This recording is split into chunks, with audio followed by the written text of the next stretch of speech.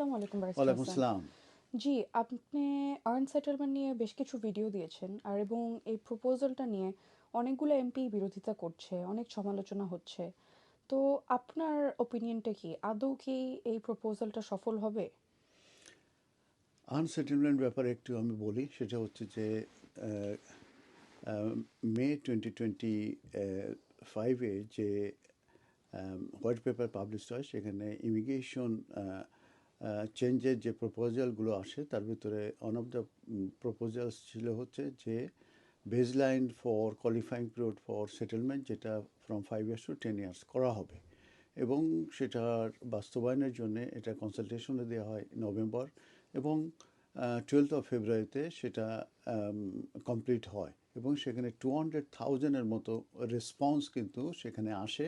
এই যে কনসালটেশন সেখানে কিন্তু তারা পার্টিসিপেট করে এবং এপ্রিলে বলা কথা ছিল ডিসিশনটা কি হবে, যে এটা 10 ইয়ার্স যে বেসলাইন এটাই হবে এবং রেট্রোসিভ ইফেক্ট হবে কি না, সেটাকে আমরা দেখতে পেলাম যে পিছিয়ে নেওয়া হয়েছে এবং এটা চলে গেছে এই অটোমে, তারপরে সেপ্টেম্বরের দিকে তারা মূলত এটার উপরে একটা ডিসিশন জানাবে।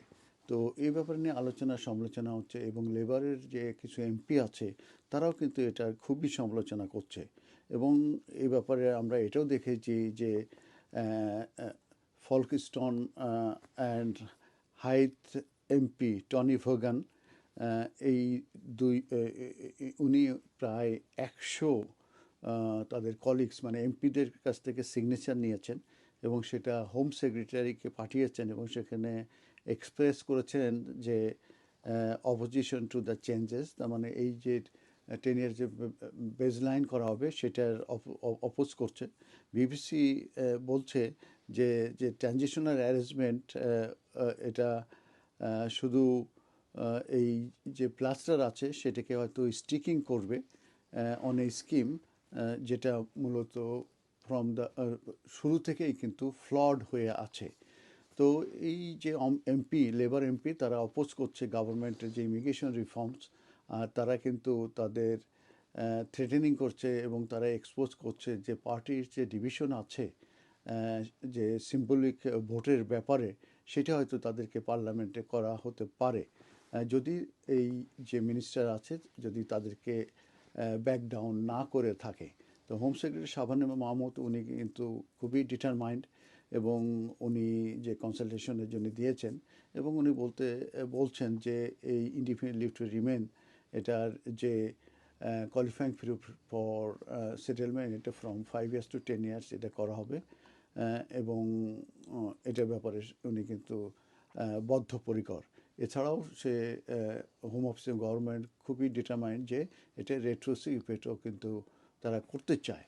কিন্তু আমরা কিন্তু এটার ব্যাপারে আমরা যে বলেছি যে 100 এমপি তারা কিন্তু সিগনেচার দিয়ে এই হোম মিনিস্টারের কাছে পাঠিয়েছে এটা অপোজ করে এবং আমরা এটাও জানি যে কেয়ার ওয়ার্কার্স এবং রিফিউজি তাদের কিন্তু আরও লঙ্গার পিরিয়ড ওয়েট করতে হবে এই সেটেলমেন্ট পেতে গেলে।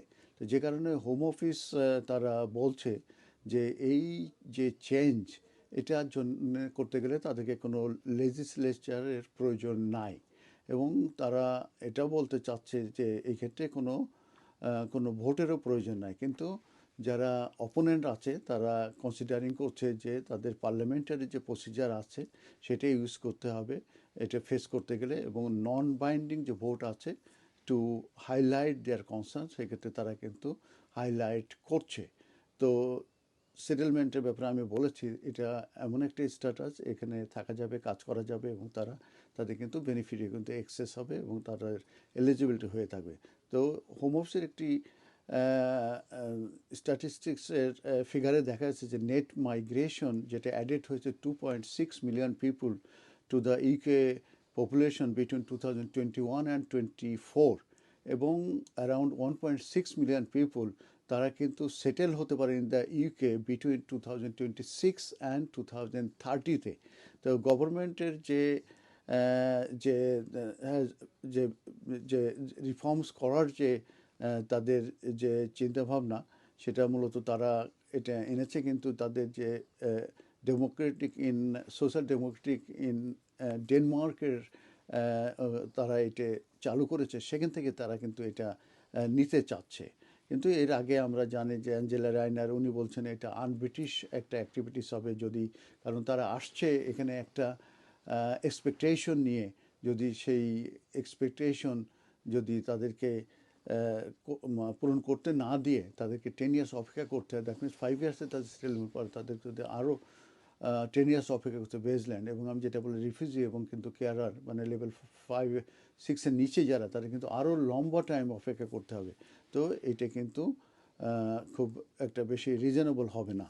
তবে রিসেন্টলি আমি আরও কিছু রিসার্চ করেছি এবং সেখানে দেখেছি যে যদি রেট্রোস্পেক্ট, এটা তো খুবই খারাপ হবে, এবং যদি ফিউচারেও যদি 10 ইয়ার্স করা হয় সেক্ষেত্রে কিন্তু বাচ্চাদের তারা কিন্তু দারিদ্র্যসীমার নিচে যেতে পারে, তাদের এডুকেশনের প্রবলেম হতে পারে, তারা যে স্টুডেন্ট ফিনান্স সেগুলো পাবে না, এইভাবে কিন্তু অনেক ধরনের প্রবলেম তারা পড়বে। এইভাবে কিন্তু আমি আমার বিভিন্ন রিসার্চের আমি দেখেছি।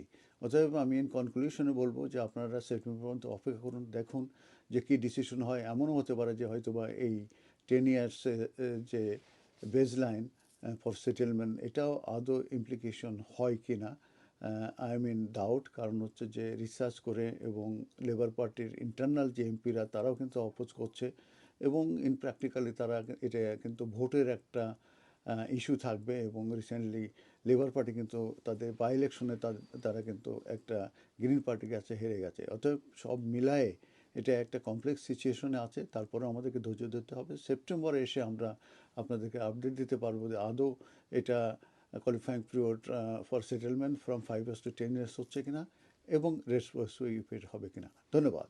ধন্যবাদ ব্যারিস্টার হাসান।